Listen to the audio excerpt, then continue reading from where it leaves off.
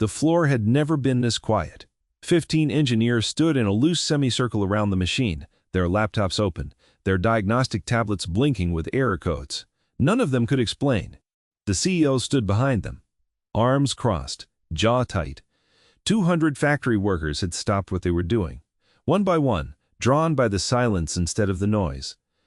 On a factory floor, silence was never a good sign.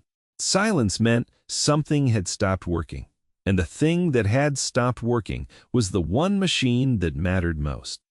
Marcus Webb stood near the back of the crowd in street clothes, now instead of his coveralls, watching 15 MIT graduates fail to start a machine he had built with his own hands 11 years ago. He did not smile. He did not gloat.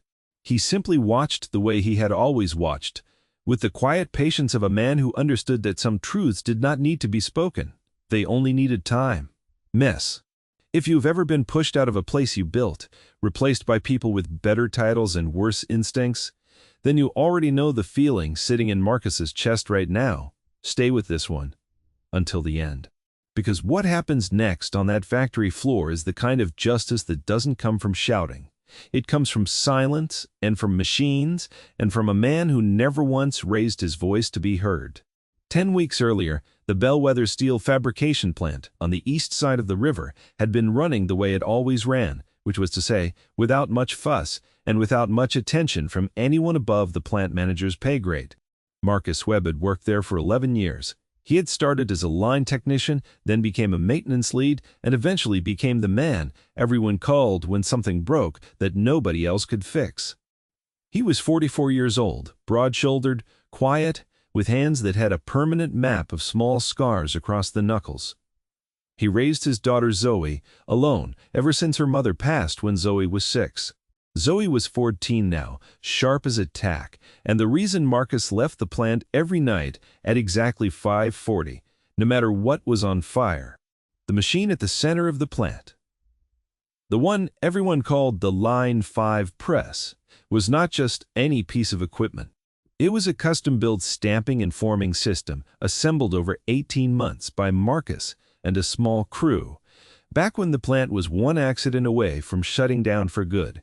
The original manufacturer had gone bankrupt halfway through installation, leaving behind incomplete documentation, missing wiring schematics, and a half-finished control system that nobody in the building understood.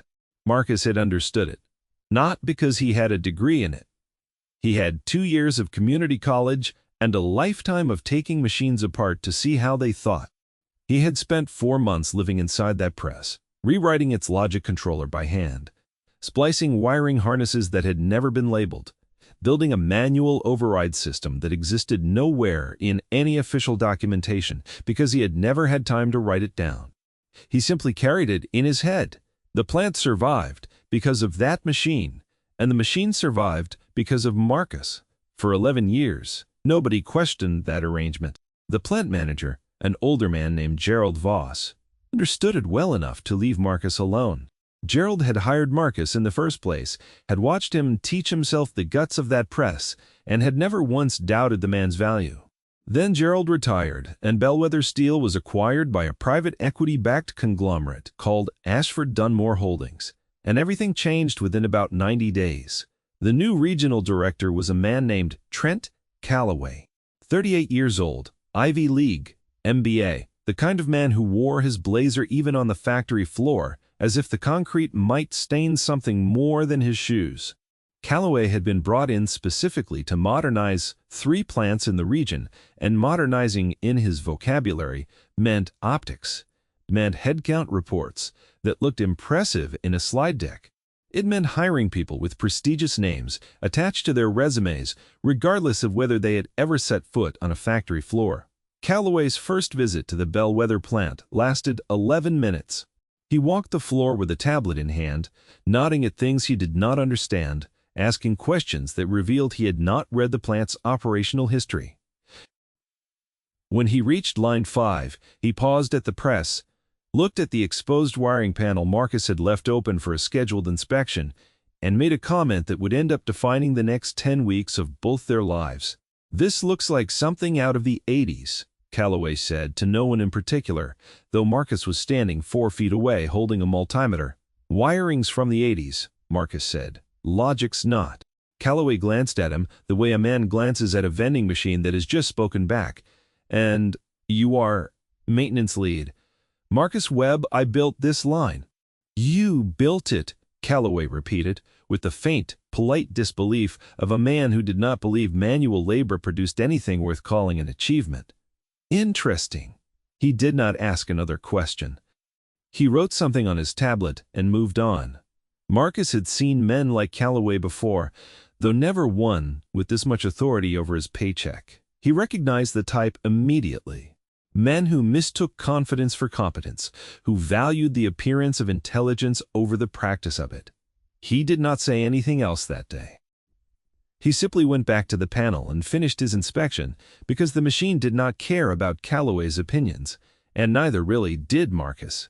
That should have been the end of it. It was not.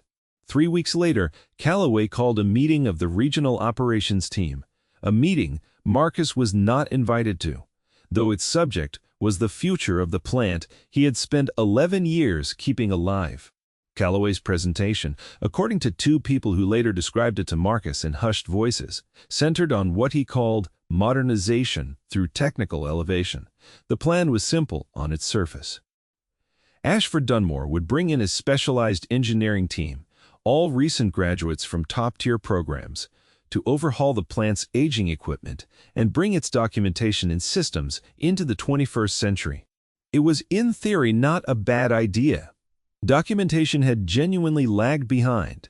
Some of the equipment genuinely was old, but Calloway did not present it as an addition to the existing team.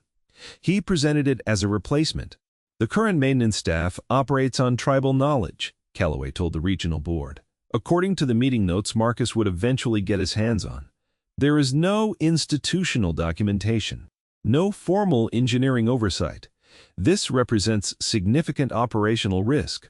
Moving forward, I recommend transitioning primary maintenance responsibility to a dedicated engineering team with existing staff transitioned into support roles or separated as appropriate. Separated as appropriate. Marcus received the news on a Tuesday morning. In a small meeting room that smelled faintly of burnt coffee from a human resources representative named Diane, who could not quite meet his eyes. Your position is being restructured, she told him, reading from a printed sheet. Effective in 2 weeks, your role as maintenance lead will be filled by our new engineering team. We're offering you a severance package and, of course, a strong reference. Marcus sat very still for a moment. He read the printed sheet.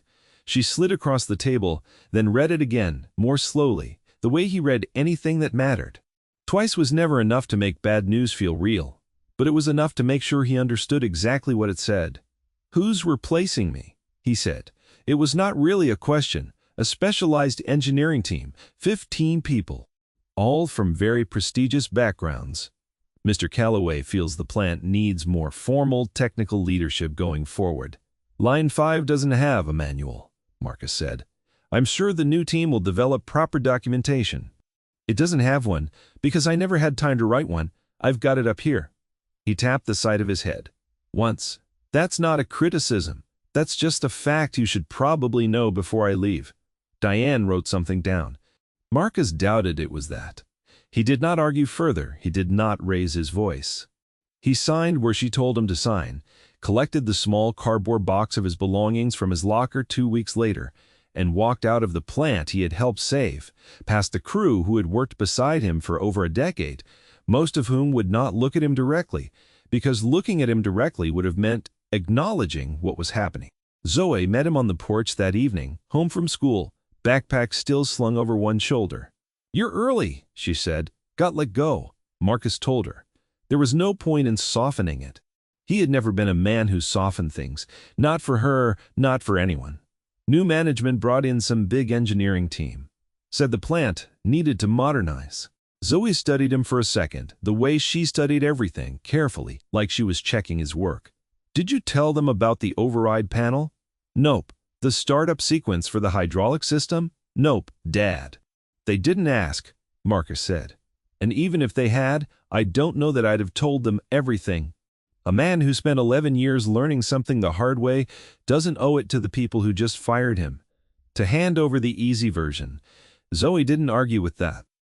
She had grown up watching her father operate by a code that did not always make immediate sense to her, but had never once failed to make sense eventually. She simply nodded, sat down beside him on the porch step, and asked if they still had enough for pizza that week, which they did, because Marcus Webb had never been a man who lived beyond what he had.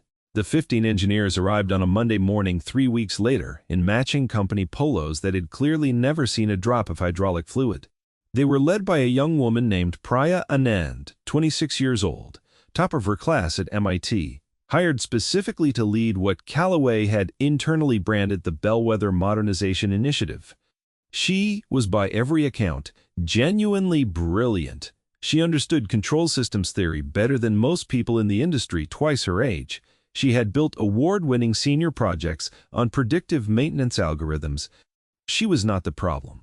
The problem was that brilliance in theory and understanding in practice are not always the same animal, and nobody had told her that the machine she was about to inherit did not come with an instruction manual, because the man who built it had never been asked to write one, and had left with everything he knew still living quietly in his own head.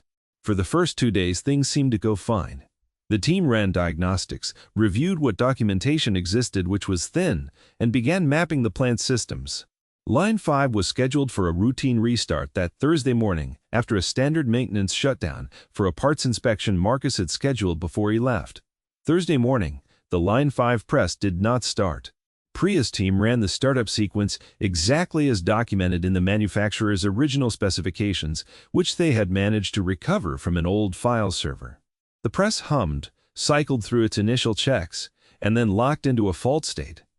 An error code that did not correspond to anything in the manufacturer's troubleshooting guide, because it was an error code generated by Marcus's custom override system, a system that existed nowhere in writing. They tried again. Same result. They spent the rest of that day and the following 2 combing through the wiring, cross-referencing schematics, running simulations. Nothing worked. The press would power on, begin its cycle, and then fault out at almost exactly the same point every time, like a door that appeared to open but was in fact locked from the inside.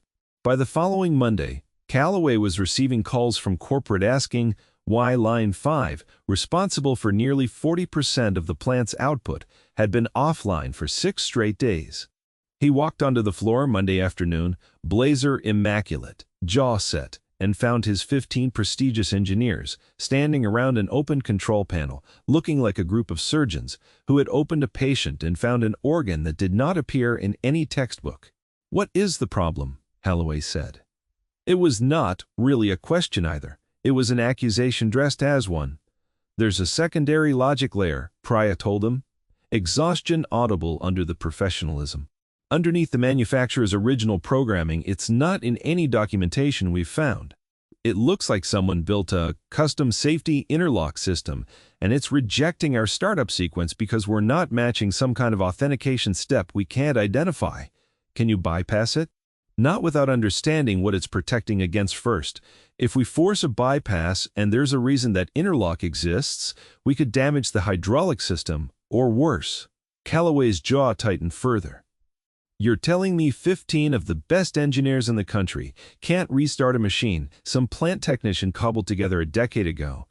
"I'm telling you," Priya said, choosing her words with the care of someone who had learned, in 26 years, exactly how much honesty a room like this could tolerate, that whoever built this system understood it at a level our documentation doesn't capture.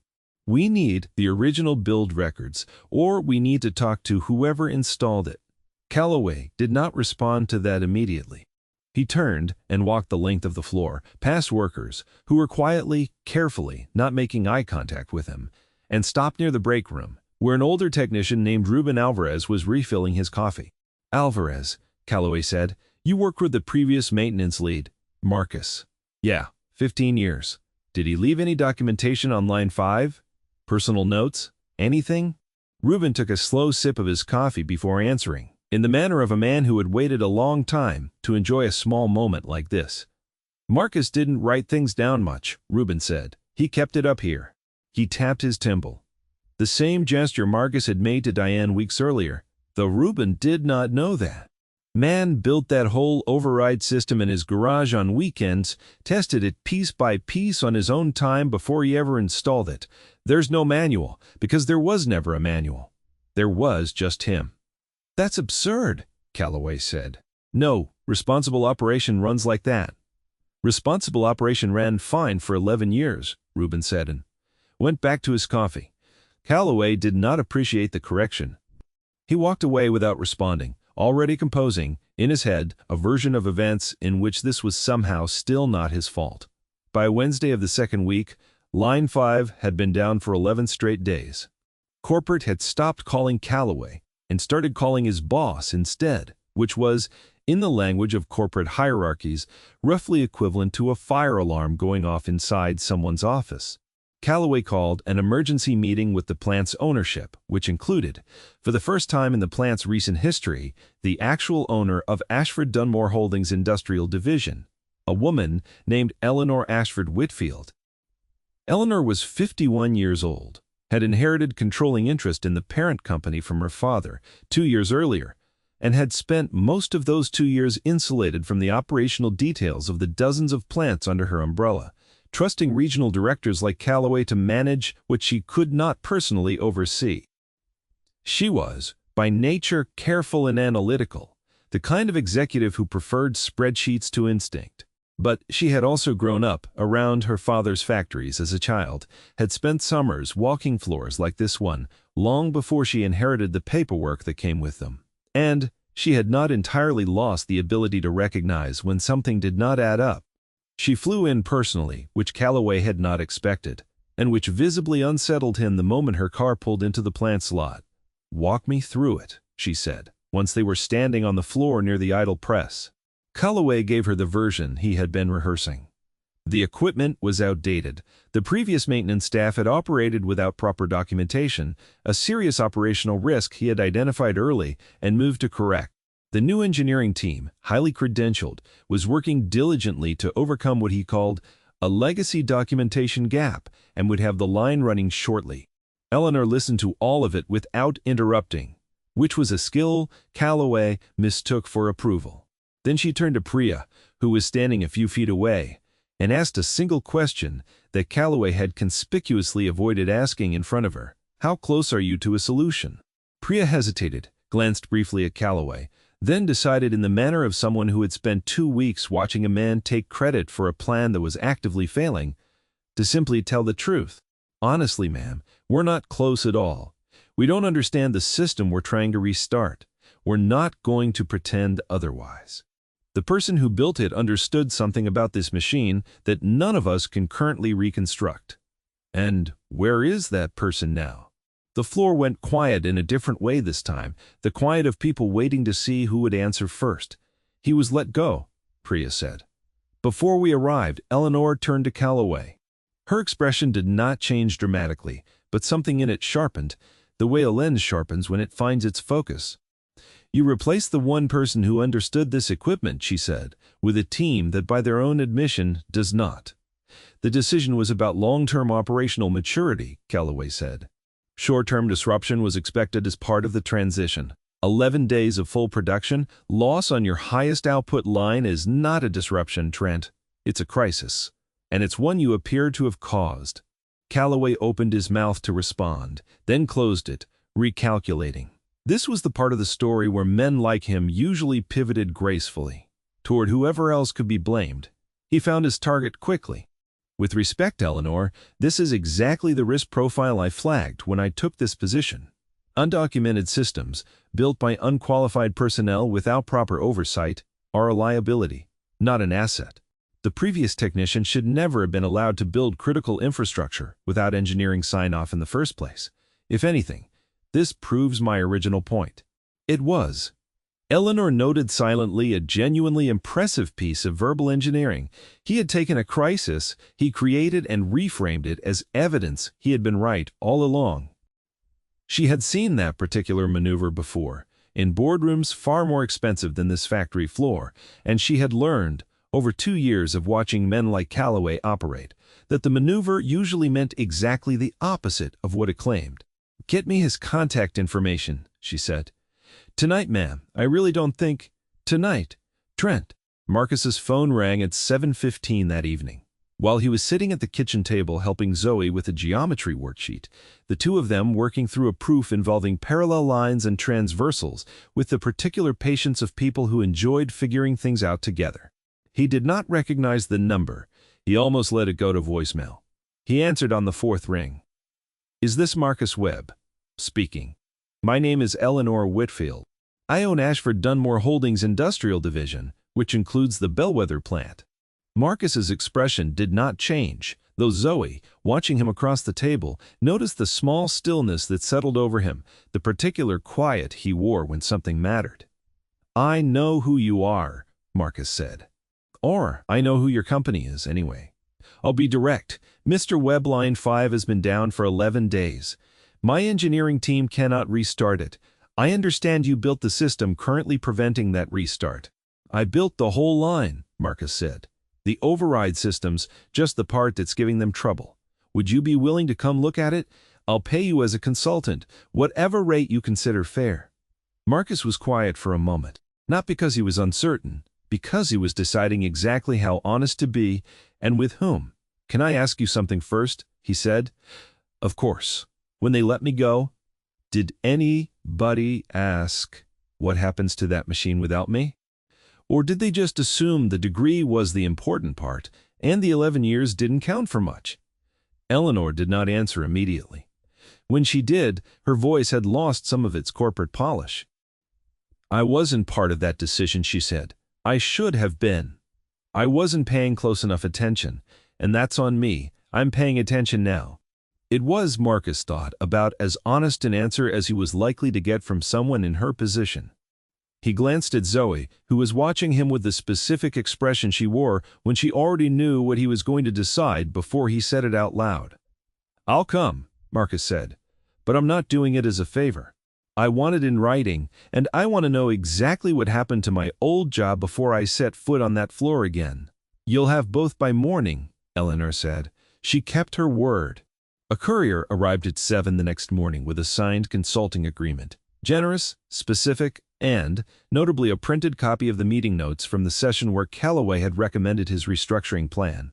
Marcus read them once at the kitchen table. Then, again more slowly, the way he read anything that confirmed a suspicion he had been quietly carrying for weeks. The notes made clear that Calloway had specifically recommended eliminating legacy maintenance personnel as part of what he called a modernization narrative, useful for the parent company's upcoming investor presentation. It was not really about documentation gaps or operational risk. It was about a young executive wanting a story to tell people above him, a story where he had walked into an outdated plant and dragged it into the future. Marcus had simply been an inconvenient detail standing in the way of a clean narrative. He folded the papers carefully, the way a man folds something he intends to keep. He arrived at the Bellwether plant that afternoon in his own truck, wearing his own coveralls, carrying his own toolbox, the same one he had carried in every day for 11 years. Reuben spotted him first, from across the floor, and broke into the kind of grin that needed no explanation. Word moved through the plant in minutes. Priya met him near the idle press, extending a hand with genuine, unguarded respect. Priya Anand, she said, I'm leading the engineering team. I want you to know, none of this was personal. We were told the equipment was undocumented and needed modern oversight. We didn't know the full story. Marcus shook her hand. I don't hold it against you, he said. You're not the one who fired me. You're just the one who got handed a job nobody set you up to succeed at. Can you fix it? Marcus set his toolbox down beside the open panel and looked at the machine the way he always looked at it. Not as a stranger sizing up a stranger, but as an old friend checking in on how the years had treated someone he'd once known very well. There's nothing to fix, he said. It's not broken. It's locked. Locked? I built a manual authentication step into the override logic. Little precaution, I added. About 4 years back, after a contractor tried to force a startup sequence during a safety recall without clearing it with me first. Machine doesn't start unless it receives a specific handshake sequence through the auxiliary panel. First, it's not documented anywhere because I never expected anyone but me to need it. Priya stared at him. That's an incredibly sophisticated safety mechanism for a plant floor system. It's a lock on a door, Marcus said. Nothing sophisticated about a lock, you just need the key. He opened the auxiliary panel, a small, unassuming metal box that Priya's team had checked and dismissed, twice as a decommissioned junction point, and began flipping a specific sequence of switches inside, murmuring the order to himself the way another man might hum a tune he'd known his whole life. 11 flips. Then a 2-second pause. Then 4 more in reverse order. The press hummed to life on the first try. The floor, which had been holding its breath for 11 days, exhaled all at once. A few of the younger engineers actually clapped, the unguarded kind of applause that came before anyone remembered they were supposed to look composed in front of their director. Calloway, who had walked onto the floor just in time to witness this, did not clap. He stood near the back of the group, blazer still immaculate, watching a man he had personally arranged to have fired restart in under 3 minutes. A machine his team of 15 elite hires had failed to restart in 11 days. Eleanor, standing beside him, said nothing for a long moment. Then she turned and studied Calloway's face with the particular clinical interest of someone conducting a final diagnostic of her own. "Explain this to me again," she said quietly. "The part where he was unqualified." Calloway did not have an answer prepared. For the first time in the whole affair, he was the one standing in silence. The board meeting was scheduled for the following Tuesday, ostensibly to review quarterly regional performance. Eleanor had quietly added one additional item to the agenda, listed simply as personnel review, Bellwether Plant, and had made sure both Calloway and Marcus were present, though only one of them knew what was coming. Calloway spent the days before the meeting doing what men like him always did when a story threatened to slip out of their control. He prepared. He built a presentation. He gathered supporting materials, timelines, cost projections, anything that could be arranged to suggest the outcome had been a success rather than an 11-day catastrophe narrowly avoided by the very man he had fired. He stood at the front of the boardroom that Tuesday morning, addressing the full regional board, Eleanor seated at the head of the table, Marcus seated near the back beside Priya, who had personally requested his presence over Calloway's objections. "The Bellwether Modernization Initiative," Calloway began, "represents exactly the kind of forward-thinking investment this company needs. Yes, there was a short operational disruption during the transition period, but that disruption ultimately proved the necessity of the initiative. It surfaced critical documentation gaps and undocumented safety systems that posed serious liability exposure. We've since resolved the immediate issue and are moving forward with a comprehensive documentation overhaul that will protect this plant's operations for decades to come." It was, once again, an impressively engineered piece of misdirection. He had taken his own failure, dressed it in the language of foresight, and was preparing to present it as vision. Eleanor let him finish. She had learned, over the past 10 days, that letting a man like Calloway talk himself all the way to the end of a lie was often more useful than interrupting him partway through it. "Before we move to questions," she said, once he'd finished, "I'd like to share something I received yesterday from our legal counsel. Following a routine review, I requested of the Bellwether personnel decision." She placed a folder on the table and opened it, though she did not need to read from it. She had read it enough times already to carry it in her head the way Marcus carried the machine. Trent recommended terminating Marcus Webb, the plant's senior maintenance lead, as part of what internal meeting notes describe as a modernization narrative intended to strengthen investor messaging ahead of our Q3 presentation. Mr. Webb was the sole individual with functional knowledge of Line 5's custom safety systems. His termination directly caused an 11-day production halt on the plant's highest output line at an estimated cost, according to our own finance team, of just under $2.1 million. That halt ended within 3 minutes of Mr. Webb's return to the floor, at which point he resolved an issue 15 specialized engineers had been unable to diagnose in nearly 2 weeks. The room had gone very still, the particular stillness of people recalculating, in real time, how much of what they just heard from Calloway had been true. "I'd like to ask Mr. Webb a question directly, if the board doesn't object," Eleanor said, and did not wait for an objection. "Marcus, in your professional opinion, was the equipment you built unsafe or undocumented in a way that posed genuine operational risk?" Marcus stood unhurried the way he did everything. "It wasn't unsafe," he said. "It kept people safe for 11 years without a single serious incident on that line." "Was it undocumented?" "Yes, that's on me partly. I should have written more of it down. But I built that system nights and weekends, off the clock, because the plant couldn't afford downtime while the equipment sat half-installed after the manufacturer went under.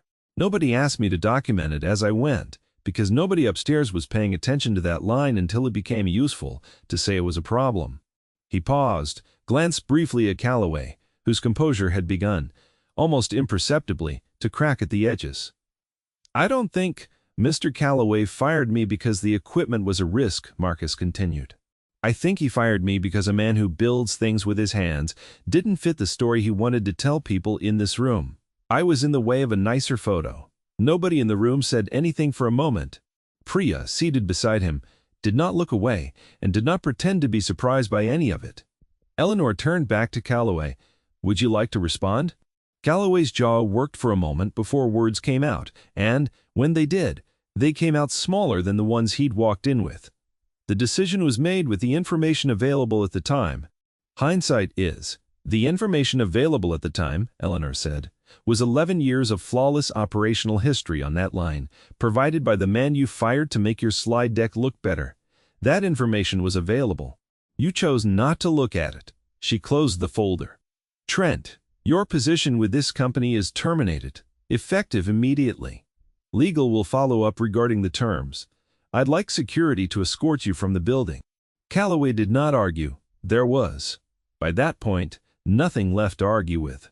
He gathered his things in a silence that felt, to everyone watching, like a kind of poetic justice. The same silence that had followed his engineers around that factory floor for 11 days, finally catching up to the man who had caused it. He walked out past Marcus, without meeting his eyes, which Marcus noted quietly, without satisfaction and without cruelty. He had never needed to see the man's face to know how the story ended. He had known in some sense since the day Calloway looked at his machine and called it something out of the 80s. After the room cleared, Eleanor asked Marcus to stay behind. "I'd like to offer you a position," she said. "Director of Plant Operations, reporting directly to me. Full authority over maintenance, engineering, integration, hiring. You'd oversee Priya's team and any future technical hires across the region." Marcus considered this for a moment, the way he considered everything, without rushing toward an answer just because one was expected. "I appreciate it," he said. "But I've got a 14-year-old at home who needs her father around at 5:40, not 6:30. And definitely not on a plane to some other plant 3 states over. I can work with that. I don't want a desk job either," Marcus added. "I'm not built for meetings all day. I like machines.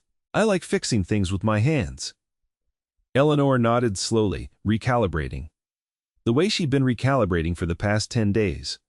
"What if the role was different, then?" she said. "Not a desk. An independent position. You'd oversee technical integrity across all our regional plants, but you'd set your own schedule, work from the floor, not an office. You'd report directly to me, not to any regional director, so nobody could ever do to you what Trent did, and you'd have final sign-off on any decision involving safety systems or maintenance staffing, company-wide. That's a lot of power for one guy who never finished his engineering degree." "You already know more about keeping people safe than the degree could have taught you," Eleanor said. "I'd rather have your judgment sitting between my company and the next Trent Calloway than any diploma." Marcus was quiet for a moment, turning the idea over, the way he turned over a wiring diagram, checking it from every angle before deciding it would hold. "I'll take it," he said, "on one condition. Name it." "Priya keeps her job and her team keeps theirs. They didn't do anything wrong.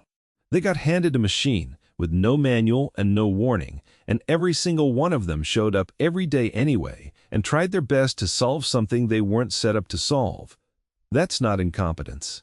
That's exactly the kind of person worth keeping around. Eleanor smiled, the first fully unguarded smile Marcus had seen from her. Done, she said. The following month settled into a rhythm nobody at Bellwether had quite experienced before, a plant running not on fear or optics, but on something closer to the quiet order Marcus had always tried to build into his machines. Priya's team stayed on, now properly mentored, learning the parts of the job that no classroom could teach, documenting everything Marcus finally had time to explain, building the manual that should have existed years earlier, not because anyone was forcing them to, but because Marcus believed the next person who inherited that machine deserved better than he'd been given.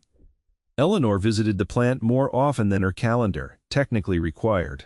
She would tell herself it was oversight, due diligence, the responsible behavior of an owner, finally paying attention to her own operations. Marcus never asked her to explain the visits, and she never offered to. But there was, in the easy quiet that settled between them during those visits, coffee shared on an overturned crate near Line 5, conversations that drifted slowly away from operations, reports, and towards smaller things, the beginning of something neither of them rushed to name. Zoe noticed the change in her father before he mentioned any of it directly, the way she noticed most things. "You seem different," she said one evening. The two of them at the kitchen table again, a new geometry worksheet between them, proofs about congruent triangles this time. "Different how?" "Lighter," Zoe said. "Like you're not carrying something anymore." Marcus considered that, turning his pencil slowly between his fingers. "I think for a while I was carrying the idea that doing good work quietly was enough," he said. "That if I just kept my head down and did things right, somebody would eventually notice. Turns out that's not always true. Sometimes you have to let people see what happens when they take you away. Are you happy? At the new job, I mean." "I get to fix things," Marcus said. "I get to do it my way. And I get to be home by 5:40. That's about as happy as this job's ever going to make me, and it's plenty." Zoe smiled, satisfied with that answer in the way she was satisfied with any answer her father gave her honestly, without dressing it up for her benefit. Down at the plant, the Line 5 press ran without incident. Month after month, its quiet hum the same steady sound it had always made. The sound of something built correctly the first time, by someone who understood that the value of good work was never really about who got credit for it. It was about whether the thing still worked when everyone else had given up. And on the factory floor, in the space where 15 elite engineers had once stood in baffled silence around a machine they couldn't understand, there was, most days now, just the low, steady hum of a press running exactly the way it was supposed to, exactly the way it always had. Ever since a quiet man with scarred knuckles and a community college degree had built it, piece by piece, in the hours nobody else was willing to give.